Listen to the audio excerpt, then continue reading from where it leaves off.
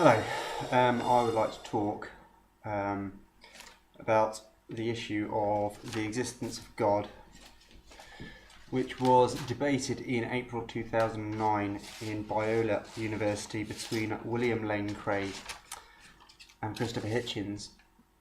I feel that Mr. Hitchens was unfortunately not on his best form of this evening. And I do agree with Mr. Craig, Dr. Craig, that Mr. Hitchens failed to address some of the questions that he posited. In my opinion, those questions were frankly irrelevant, but I will attempt to answer them anyway. Firstly, Dr. Craig spoke of cosmology being almost evidence for the existence of a divine creator. Saying that because the universe came from a source of nothingness, that this inferred the existence of a creator. And he stated that physicists think, this is a term I hate, physicists think that the universe came from nothing, or that they show that the universe came from nothing in the Big Bang. Well, firstly, let me clear up a little bit of mythology about the Big Bang, if you will. Firstly, the Big Bang does not describe the absolute beginning of the universe. It describes the very, very early development of the universe. It does not describe the creation. It describes a period after 10 to the minus 43 seconds, give or take, after the creation of the universe. No physicist in their right mind would profess to know how the universe started, or even to have any evidence before this 10 to the minus 43 seconds. There are many theories currently being posited, string theory and M theory, that attempt to describe the universe as either one of many parallel universes or alternatively one of many bubble universes. And in fact, evidence now is coming to light that suggests there are in fact these bubble universes. We can see, if we look at the cosmic microwave background radiation, known as the CMB, there may be some areas within this that indicate the presence of other universes. Now, this has not been confirmed as yet, and it will probably be some years. But while this is out of the balance, it cannot be chosen that the lack of evidence of these bubble universes is evidence of them not existing. Which brings me on to another point. Dr. Craig was very, very insistent that Mr. Hitchens provide evidence that God does not exist. Well, this in itself is a very, very, very flawed proposition. Evidence, for a start, to quote the Oxford English Dictionary, evidence is the available body of facts or information indicating whether a proposition is true or valid. Now, atheism is not a proposal. It is not suggesting something is true. It is merely suggesting that something is not true. To provide evidence of something that does not exist is impossible. One cannot provide it. But Christians, Muslims, people of all faiths are proposing that something exists, and that is what atheists contest. Not that we have a better answer for what is there. We are waiting on physics to make this decision, or give us some more information. But we are not saying, hey, we've got an answer, because that is what faith is about. Faith is about saying, we've got an answer. Regardless of any evidence or explanation, we have an answer. And that is where atheists have their uncomfortable attitude towards religion. What I will try and do is provide some sort of evidential explanation for the atheists' mistrust of any faith-based religion or proposition. Firstly, there's the fairly obvious idea that there is no evidence of the existence of God. Zero. the best kind of evidence that ever really came up was the intelligent design of the eye and the flagellum on certain bacteria. However, this was clearly shown to not really have any grounding, and I believe that intelligent design has now revoked this opinion.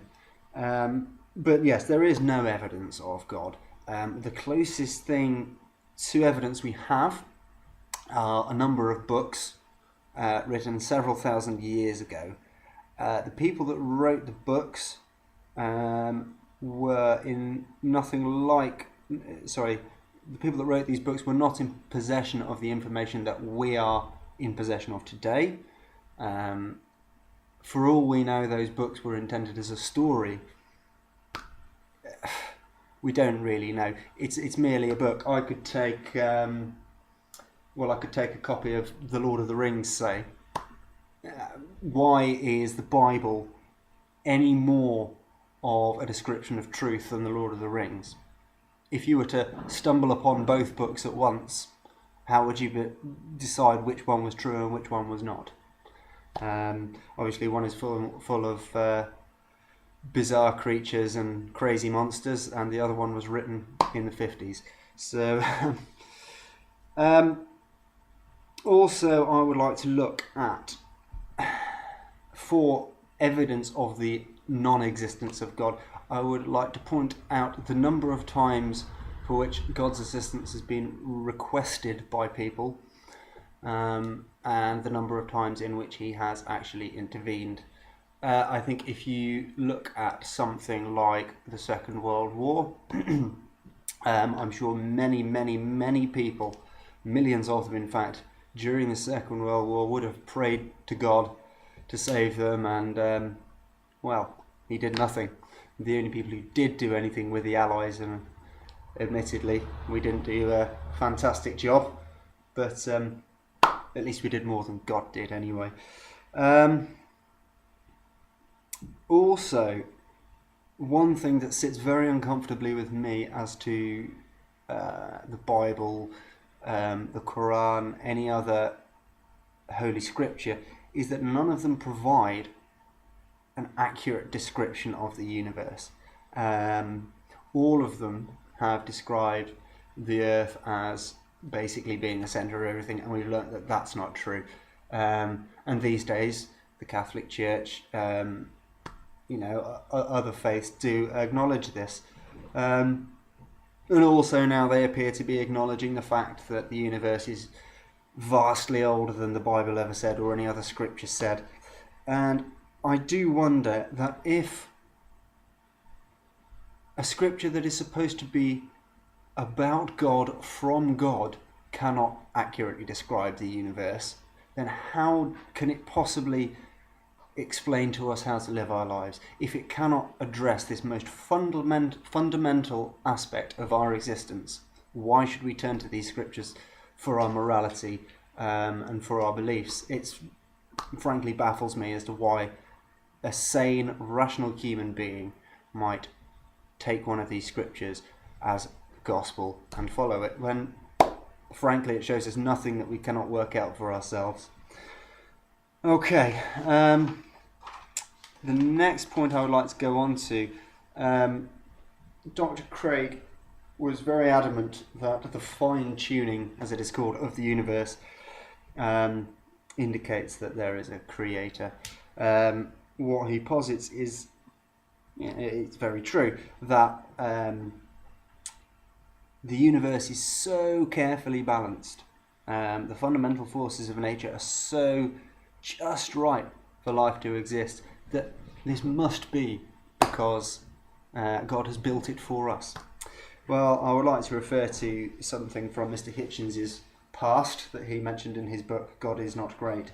And he refers to his primary school teacher right in the beginning of the book, who says, look at the world and how green it is. Well, God made the earth green so that our eyes could, that it was soft on our eyes. Well, of course, this is a spurious comment. What in fact has happened is that our eyes have evolved to cope with a green world.